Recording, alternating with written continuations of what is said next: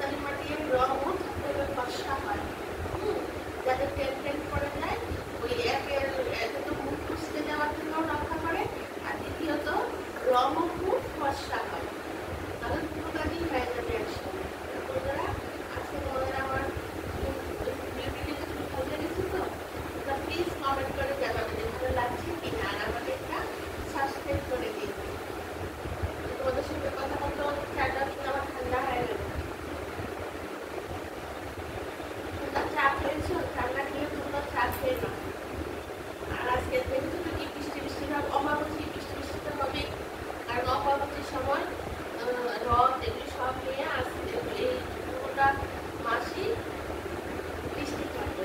তাহলে বন্ধুরা এখন এখানেই রাখি, ভিডিওটা অনেকটা বড় হয়ে যাচ্ছে। আবার কালকে তোমাদের সঙ্গে এইটা নিয়ে আবার দেখা হবে। আর তাছাড়া কালকে দুপুরে লাঞ্চে আসি, আবার রান্না ভিডিও